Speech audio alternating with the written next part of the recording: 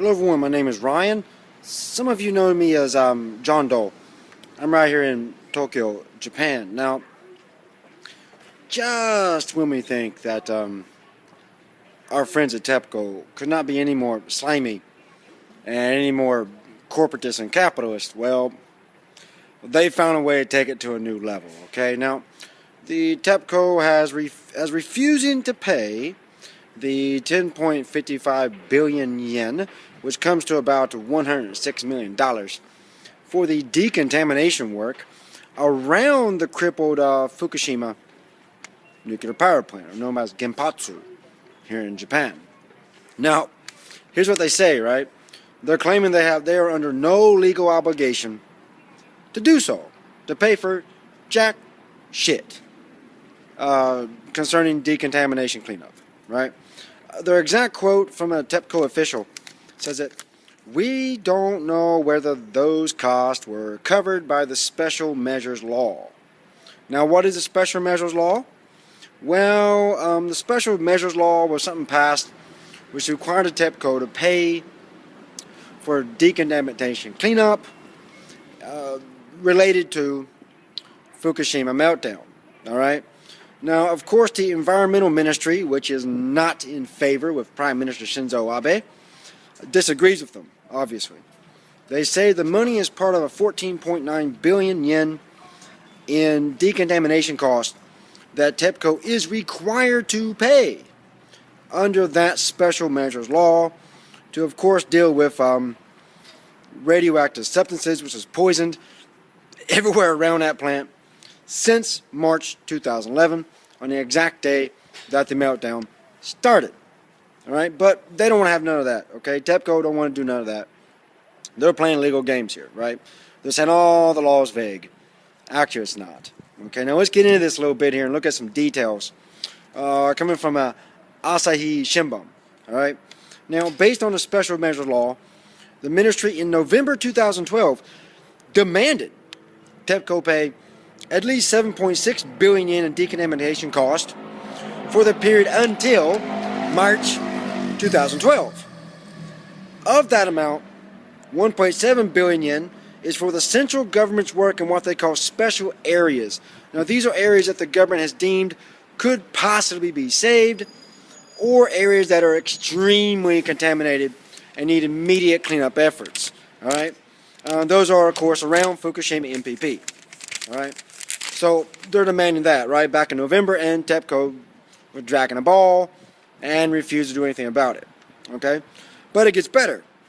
Another 2.4 billion yen in central government subsidies they want TEPCO to pay to local governments that are cleaning up their own areas. Some of the local governments take initiatives and try to deal with this on their own. They're not waiting for TEPCO or the government. There's their own funds or their own resources to try to deal with this, right? Now, there's an additional 1.94 billion yen that was spent for advanced research on a number of houses subject to extreme decontamination work with their radiation levels. All right, and the remaining amount, they're demanding 960 million yen in publicity costs. Now, this is where they were advertising for jobs, volunteers, things like that. They want that paid for too. All right, and of course, publicity is, of course, related to trying to make it toned down just how serious the issue is. So they want TEPCO to pay for some of the propaganda that was used to, of course, benefit the nuclear power industry in Japan. All right. Now, it gets better. On February 7th, the ministry again required TEPCO to pay an additional 7.3 billion yen in decontamination costs from the period of September to November 2012. So they've asked for this more than once, all right? And TEPCO is still saying, no, we ain't going to pay this. We're not required for this, right? So, but it gets a bit more interesting when we consider that TEPCO was bought out by the Japanese government. Yeah, it's been true for a while now.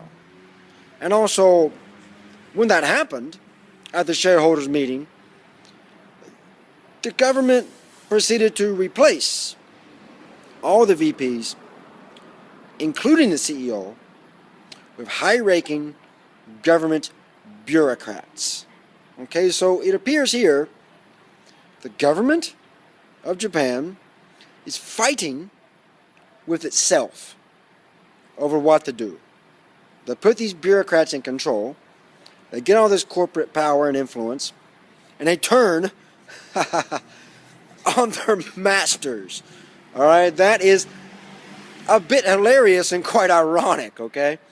That, you know, the people the government put in charge of now state-owned TEPCO are now fighting with the government over clear things that TEPCO is required to pay.